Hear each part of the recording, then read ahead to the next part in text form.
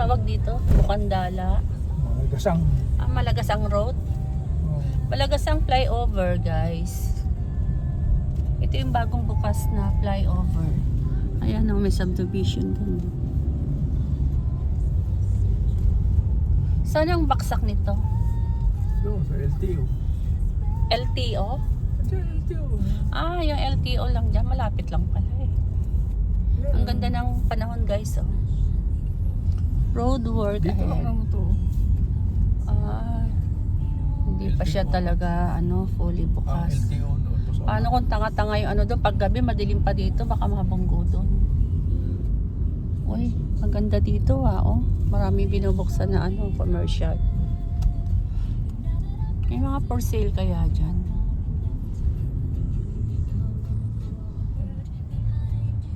Guys, ito yung bagong bukas na Malagasang Road. So, tapos na maiksi lang pala yun. Ito yung guys, pa Imus, yung bagong munisipyo. Asan ang LTO? Ito yun sa unahan.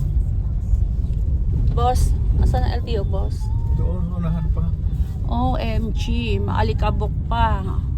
May bagong building. Maalikabok.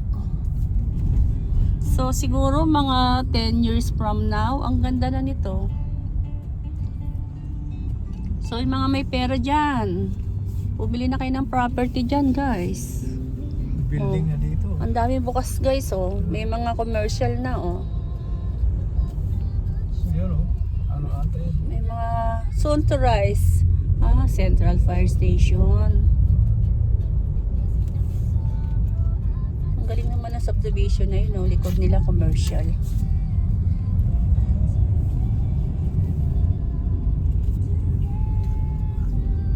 Ang lapad ng kalsada. May island Ayan ang project ni Advincula.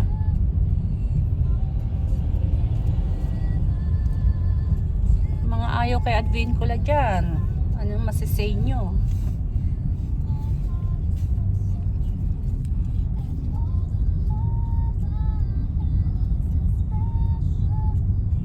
Ito yung papuntang munisipyo. Ito pala yung papuntang mali pala yung turo ko doon. Ano yung tinuro ko doon? Sabi ko papuntang... Pwede rin doon. Pwede rin doon. Diyan pag turn right mo. Ayan, diretso dyan. Munisipyo talaga dyan. Wala nang liko-liko. Oo. Evo City.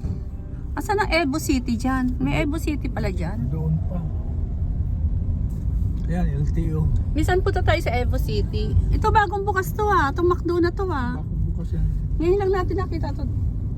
Di ba ngayon lang natin to nakita?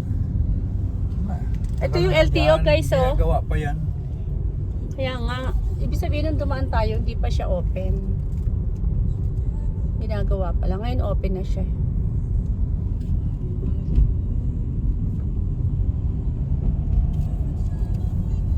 Dadaanan yung mga bus dito. So guys, balang araw, pag yan natapos na, dito na ang ruta ng bus. So hindi na lahat magsisiksikan sa Aguinaldo Highway. Papuntang papuntang mga Gentry, 13, papuntang mga Tagaytay. Mendez, Mendez. Amadeo. Ayan, guys. Kasi lahat nagsisiksikan sa Aguinaldo Highway. So nata-traffic doon. Papunta kami ng BIR 4A kasi magsasubmit kami ng lessor inventory. Kasi required kami na mag-submit noon since we are registered owner of an apartment. So every July guys kasi January to June kasi submit mo yon before the end of July, then from July to December, ayan, so submit mo yan before the end of January. So guys, Yan. Ito na yung River Park. Ayan na River Park guys. Balang araw maganda dyan. Ayan o, yung daan na yan o. Oh, ayan o.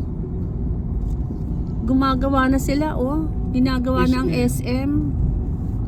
Ginagawa na ang SM. Naku, mas ganda dito. Kailangan makabili tayo ng property dito kahit mura lang. Malapit dito. Ginagawa ni SM o. Ano ba yung pinakamalapit na ano dito? Ito oh, itong subdivision na yan oh. Ano kaya subdivision dyan? Yan yung malapit na subdivision oh. Ito yung subdivision na to. Ay wala siyang katapat na subdivision pala.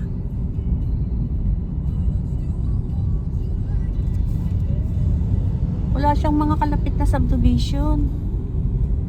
Ito ang pinakamalapit na subdivision oh. Dito yung nasa kabila. Ano kayang subdivision yan? Let's see. Ito, dito ang daan ng subdivision. Ah, ito subdivision na to. San Jose Townhomes. Yan ang pinakamalapit, San Jose Townhomes. Doon maganda bumili pa sa San Jose Townhomes. Yan ah. Saka dito, Leora. Ah, dyan maganda sa Leora. Mag-ano tayo dyan, mag-inquire. Leora Townhomes. Pasalo.